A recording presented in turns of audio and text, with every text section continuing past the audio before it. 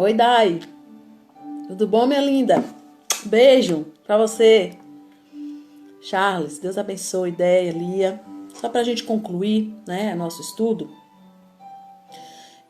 Esses primeiros capítulos que nós lemos aí,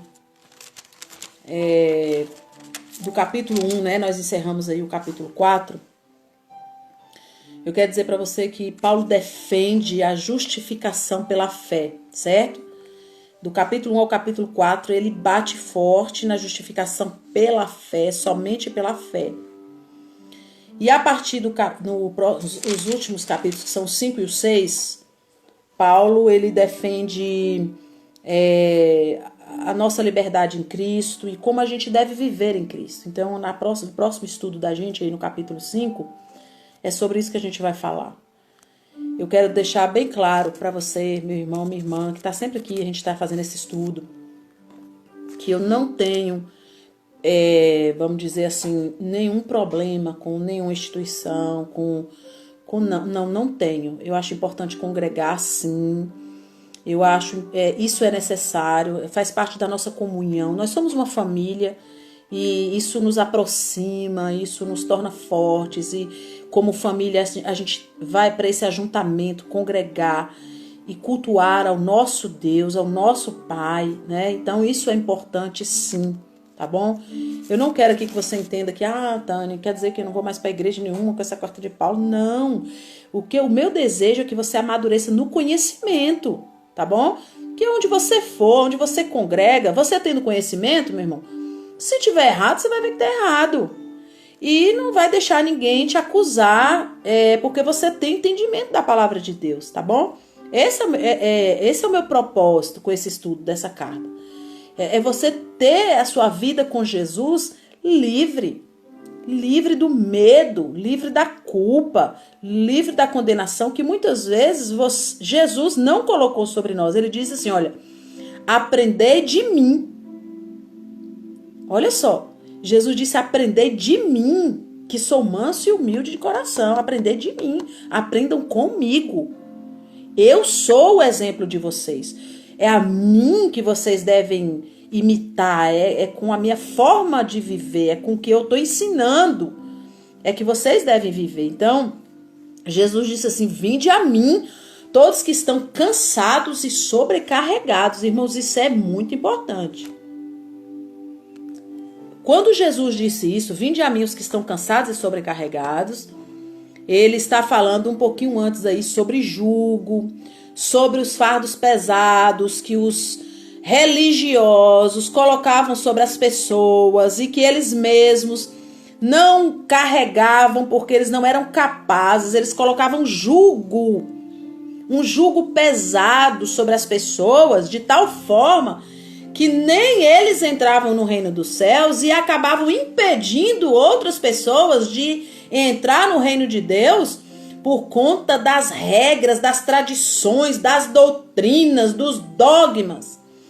E aí, quando Jesus relata isso, ele reprova isso aos fariseus, principalmente, aqueles religiosos que viviam lá com a Bíblia debaixo do braço, indo para o templo, para as suas orações, examinando as escrituras. Foram eles que Jesus estava ali rebatendo nesse momento. Jesus está reprovando eles e dizendo, vocês atam fardos pesados sobre as pessoas que elas não conseguem carregar, nem vocês mesmos carregam. Mas eu vim tirar o jugo. Olha o que Jesus diz. Vinde a mim os que estão cansados e sobrecarregados e eu vos aliviarei. Jesus está falando de quê, irmãos? Não é dos seus problemas, não. Não é Jesus no texto, ele não está falando dos seus problemas, das suas dificuldades que você vive no dia a dia, não, porque todo ser humano tem problema, todo ser humano tem dificuldade, todo ser humano. No texto, Jesus está se referindo ao jugo da religiosidade.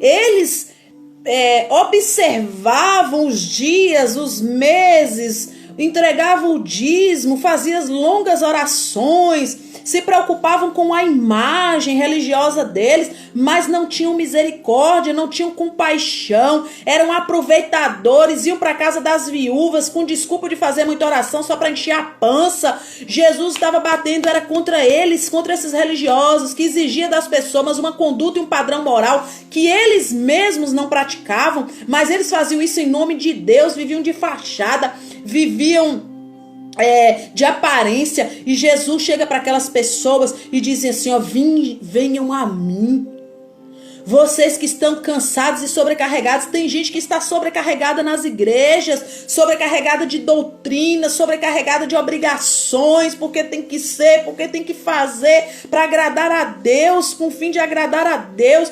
E Jesus está dizendo, eu tiro o jugo, eu não coloco o jugo. Tem gente que está cansado de caminhar no evangelho, tem gente que está cansado de estar na igreja, mas está enfadado, mas está, porque as cobranças são muitas, as imposições são demais, mas a pessoa está ali se arrastando, com medo de ser punido por Deus, com medo de ser cobrado, com medo de ir para o inferno. E são muitas as pessoas que não vivem mais a alegria do evangelho, porque o Senhor Jesus que ela conheceu não é o mesmo. O evangelho que ela conheceu não é o evangelho de Jesus. Tem gente dentro das igrejas que há anos de crente, que não conhece o evangelho, nunca desfrutou da graça do evangelho, da gloriosa plenitude do evangelho. Tem muita gente assim, muita gente nessa condição, infelizmente. Então, quando Jesus disse assim, olha, venham a mim, vocês que estão sobrecarregados, e eu vos aliviarei, porque o meu jugo é suave. Os meus ensinamentos não são penosos, não são como dos fariseus, que impõem as coisas sobre vocês e nem eles mesmos fazem, sobre esses religiosos aí. Então aprendam com Jesus. Eu não tenho outro objetivo senão que você aprenda o evangelho de Jesus. Desfrute dele. É motivo de alegria. Gente, o evangelho não traz peso, o evangelho não traz transtorno, o evangelho não traz medo, o evangelho não produz insegurança. O evangelho produz alegria, produz esperança, produz paz com Deus. Não é tormento, não é desespero. Isso não é obra do evangelho de Jesus. Boas novas é o que eu tenho, Jesus disse. Boas novas é o que eu vim trazer. Boas novas da parte de Deus para vocês. Boas notícias é o que eu vim trazer. E tem gente que não tem prazer mais de viver com Deus, com Jesus. Por quê? Porque os religiosos não deixam. Os religiosos querem impor e cobrar o que Jesus não cobrou. Os religiosos querem impor e cobrar o que Jesus não impôs. Então, o meu desejo é que você viva essa liberdade que nós vamos estudar no próximo capítulo 5 dos Gálatas. O apóstolo Paulo sabe demais do que ele estava falando. Um homem que saiu de dentro dos religiosos, um homem extremista, muito religioso, excessivamente religioso, um homem que matava em nome de Deus, um homem que conhecia a lei e os profetas de cor e salteado, um homem que estudou aos pés de Gamaliel, um homem poliglota, super culto. De repente ele diz, eu não tenho nada disso como importante para mim, diante do que Jesus fez, diante do que Jesus realizou. Então é isso que eu quero que você viva, é isso que eu quero que você aprenda. Amém? Próximo capítulo, capítulo 5 da Carta aos Gálatas, na próxima semana, tá bom? Muito obrigada, Sueli, minha prima. Dai, que bom ter você aqui. Você sempre aí também, né, nas suas lives, às vezes a gente não coincide os horários. Muito obrigada, minha irmã, por você estar aqui com a gente nessa noite. Quero agradecer por cada um, Deia, que estava aqui com a gente também, Fernanda. Deus abençoe as pessoas que entraram. Tati, que o Senhor também seja na tua vida.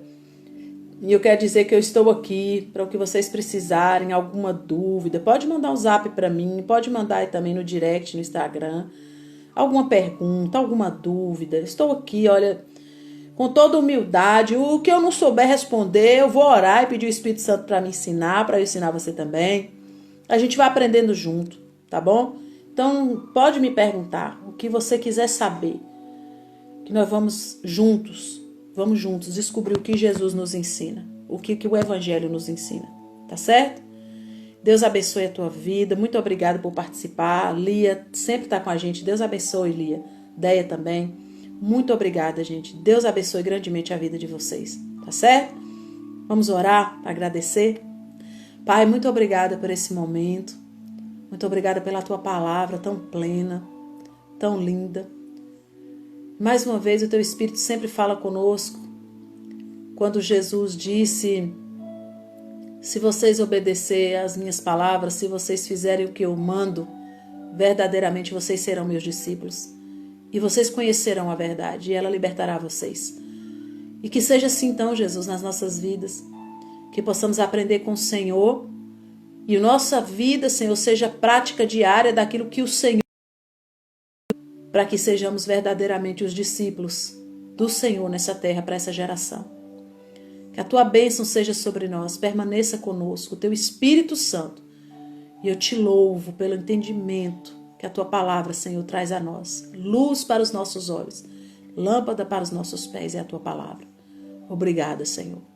Em nome de Jesus. Amém. Deus abençoe, gente. Fique com Deus, Cidinha.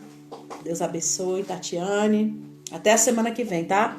Provavelmente essa semana eu quero fazer uma outra live aí, uma pregação, tá? Mas aí eu mando aí faço um bannerzinho de convite para vocês, tá certo? Tudo der certo. Fique com Deus, boa noite, a paz do Senhor Jesus.